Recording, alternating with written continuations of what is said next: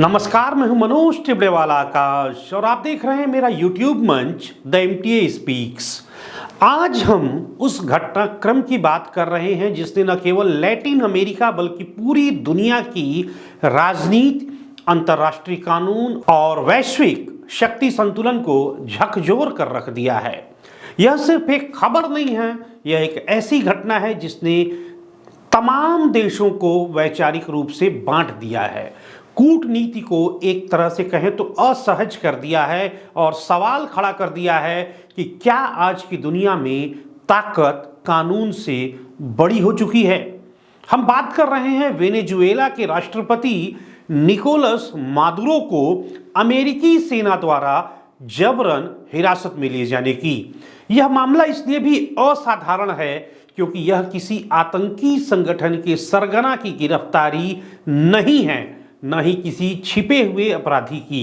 यह एक संप्रभु देश के मौजूदा राष्ट्रपति को दूसरे देश की सेना द्वारा हिरासत में लिए जाने का मामला है। सवाल कई हैं, आखिर निकोलस मादुरो को क्यों हिरासत में लिया गया, वे हैं कौन, उनके खिलाफ आरोप क्या हैं, अमेरिका ने यह कदम आखिरकार क्यों उठाया और इसका असर आने वाले समय में दुनिया पर क्या होगा। सबसे पहले बात करते हैं निकोलस मादुरो की, क्योंकि किसी भी घटना को समझने के लिए उसके केंद्र में मौजूद व्यक्ति को जानना जरूरी है। निकोलस मादुरो का राजनीतिक सफर किसी अभिजात वर्ग के नेता जैसा नहीं है। इनका जन्म वेनेजुएला की राजधानी कराकस में एक बेहद साधारण वामपंथी परिवार में हुआ।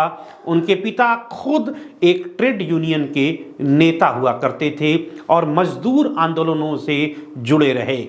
मादुरो ने अपनी युवा अवस्था में मेट्रो बस ड्राइवर के रूप में काम किया और वहीं से वेनेजुएला के श्रमिक आंदोलनों में सक्रिय भूमिका वे निभाने लगे। ट्रांसपोर्ट यूनियन के वे सदस्य बने और धीरे धीरे यूनियन राजनीति से राष्ट्रीय राजनीति की ओर बढ़ चले। बताया जाता है कि मादुरो भारत से भी भावनात्मक रूप से जुड़े रहे हैं और खुद को सत्य साईं बाबा का अनुयायी बताते हैं। यह तथ्य अंतर्राष्ट्रीय मीडिया में कई बार उल्लेखित हो चुका है और मादुरो की छवि को एक अलग आयाम यह तथ्य देता है। 1992 का साल वेनेजुएला की राजनीति में एक निर्णायक मोड़ लेकर आया। राष्ट्रपति कार्लोस एंड्रेस पेरेज के खिलाफ जब सत्ता विरोधी आंदोलन तेज हुआ और ह्यूगो चावेज को जेल से रिहा कराने की मांग उठी, तब निकोलस मादुरो इस आंदोलन के अग्रणी नेताओं में शामिल रहे। यहीं से उनका राजनीतिक उदय माना जाता है। 1999 में वे संविधान सभा के सदस्य चुने गए और नए वेनेजुएला संविधान के निर्माण में अहम भूमिका निभाई। वर्ष 2000 में वे पहली बार नेशनल असेंबली के सदस्य बने। ह्यूगो चावेज के सबसे भरोसेमंद सहयोगियों में मादुरो शामिल रहे। 2006 से 2013 तक वे वेनेजुएला के विदेश मंत्री रहे और इस दौरान उन्होंने अमेरिका विरोधी तथा बहुध्रुवी विश्व व्यवस्था की नीति को मुखर रूप से आगे बढ़ाने का काम किया। 2012 में उन्हें वेनेजुएला का उपराष्ट्रपति बनाया गया और जब ह्यूगो चावेज कैंसर से जूझ रहे थे तब उन्होंने सार्वजनिक रूप से निकोलस मादुरो को अपना उत्तराधिकारी घोषित कर दिया।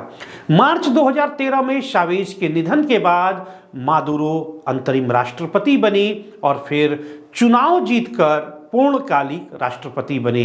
मादुरो का शासनकाल शुरू से ही हालांकि विवादों में रहा है। उनके कार्यकाल में वेनेजुएला को भीषण आर्थिक संकट का सामना करना पड़ा। दुनिया के सबसे बड़े तेल भंडारों में से एक होने के बावजूद देश में महंगाई चरम पर पहुंच गई। मुद्रा का अवमूल्यन हुआ, खाद्य और दवाइयों की भारी कमी देखने को मिली और लाखों लोग देश छोड़कर पलायन को मजबूर हो गए। विपक्ष ने मादुरो पर सत्ता के केंद्रीयकरण, चुनावी प्रक्रिया को कमजोर करने, मीडिया पर नियंत्रण और मानवाधिकार उल्लंघन के गंभीर आरोप लगाए। अंतर्राष्ट्रीय स्तर पर भी मादुरो का नेतृत्व विभाजनकारी ही रहा। अमेरिका और यूरोपीय देशों ने उन्हें अवैध राष्ट्रपति करार दिया, जबकि रूस, चीन, क्यूबा और ईरान जैसे देशों ने उनकी सरकार को वैध बताते हुए अपना समर्थन दिया। अब आते हैं उस घटनाक्रम पर जिसने दुनिया को चौंका दिया। अमेरिका का दावा है कि 2026 की शुरुआत में उसने निकोलस मादुरो के खिलाफ एक व्यापक सैन्य और कानूनी अभियान चलाया। अमेरिकी प्रशासन का कहना है कि मादुरो पर कई दशक से अंतर्राष्ट्रीय ड्रग तस्करी नेटवर्क के साथ मिलीभगत, हिंसक गिरोहों को संरक्षण और अमेरिका तक मादक पदार्थों की आपूर्ति में भूमिका निभाने के ठोस सबूत मिले। इन्हीं आरोपों के आधार पर अमेरिका ने उनके खिलाफ आपराधिक मुकदमा चलाने की तैयारी की। अमेरिकी सेना ने दावा किया कि विशेष सैन्य ऑपरेशन के तहत मादुरो और उनकी पत्नी को हिरासत में लिया गया है और उन्हें अमेरिका लाया गया है। इस पूरे ऑपरेशन को कथित तौर पर फ्लोरिडा के मार ए लागो क्लब से मॉनिटर किया जा रहा था, जहां डोनाल्ड ट्रंप मौजूद थे और लाइव घटनाक्रम देख रहे थे। अमेरिका का कहना है कि यह कार्रवाई कानून के दायरे में अपराधियों को न्याय के कटघरे में लाने के लिए आवश्यक थी और इसका उद्देश्य वेनेजुएला में फैले ड्रग नेटवर्क को तोड़ना था। लेकिन यहीं से अंतर्राष्ट्रीय विवाद भी प्रारंभ होता है। अंतर्राष्ट्रीय कानून के विशेषज्ञ सवाल उठाते हैं कि क्या किसी संप्रभु देश के मौजूदा राष्ट्रपति को बिना संयुक्त राष्ट्र सुरक्षा परिषद की अनुमति के सैन्य बल का प्रयोग कर हिरासत में लिया जा सकता है? कई विशेषज्ञ इसे अंतर्राष्ट्रीय कानून, संयुक्त राष्ट्र चार्टर और संप्रभुता के सिद्धांतों का उल्लंघन मानते हैं। इनका कहना है कि आपराधिक आरोपों की जांच और अभियोजन के लिए अंतर्राष्ट्रीय न्यायालय या कूटनीतिक प्रक्रिया मौजूद है, न कि सैन्य हस्तक्षेप। अमेरिका यह जरूर कहता है कि उसके पास पुख्ता सबूत हैं, लेकिन जब तक अंतर्राष्ट्रीय न्यायिक मंच पर दोष सिद्ध नहीं होता, तब तक यह कार्रवाई कानूनन और नैतिक रूप से सवालों के घेरे में रहेगी। यह सिर्फ गिरफ्तारी नहीं बल्कि शक्ति प्रदर्शन माना जा रहा है। एक स्वतंत्र देश के राष्ट्रपति को सैन्य अभियान के तहत पकड़कर न्यूयॉर्क लाया जाना आधुनिक इतिहास में लगभग अभूतपूर्व है। इससे पहले ऐसे उदाहरण बेहद सीमित रहे हैं और वो भी अंतर्राष्ट्रीय सहमति के साथ। दुनिया भर से प्रतिक्रियाएं तेजी से सामने आई हैं। रूस ने इसे वेनेजुएला की संप्रभुता पर सीधा हमला बताया। स्पेन ने और कई यूरोपीय देशों ने कहा कि संयुक्त राष्ट्र की मंजूरी के बिना ऐसा कदम अंतर्राष्ट्रीय व्यवस्था को कमजोर करेगा।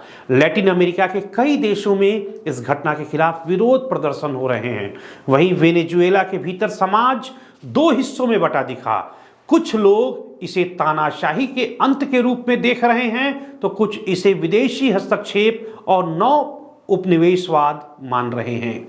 भारत ने संतुलित रुख अपनाया है और दोनों देशों से संयम और बातचीत के जरिए समाधान निकालने की अपील की है। इस पूरे घटनाक्रम में कई बड़े सवाल खड़े किए हैं। क्या कोई देश सिर्फ आरोपों के आधार पर दूसरे देश के राष्ट्रपति को पकड़ सकता है? क्या ताकतवर होना ही अब न्याय का नया पैमाना बन चुका है? क्या यह कार्रवाई भविष्य में कमजोर देशों के लिए एक खतरनाक उदाहरण बनेगी? आर्थिक प्रभाव भी इसके अब सामने आने लगे हैं। वेनेजुएला तेल उत्पादक देश है और इस अस्थिरता का असर वैश्विक तेल बाजारों पर देखा जा रहा है। कीमतों में उतार चढ़ाव इस बात का संकेत है कि इसका प्रभाव दूरगामी हो सकता है। आने वाले समय में इसके राजनीतिक परिणाम और गहरे होंगे।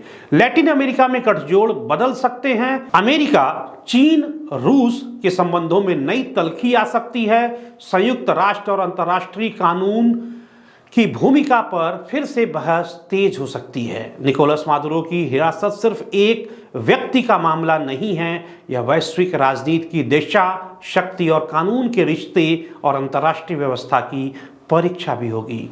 अमेरिका इसे ड्रग और अपराध के खिलाफ कार्रवाई कह रहा है, जबकि दुनिया का एक बड़ा हिस्सा इसे संप्रभुता पर सीधा हमला मान रहा है। इसका असर आने वाले महीनों और वर्षों तक राजनीति, अर्थव्यवस्था, सुरक्षा नीति और वैश्विक संतुलन पर महसूस किया जाएगा।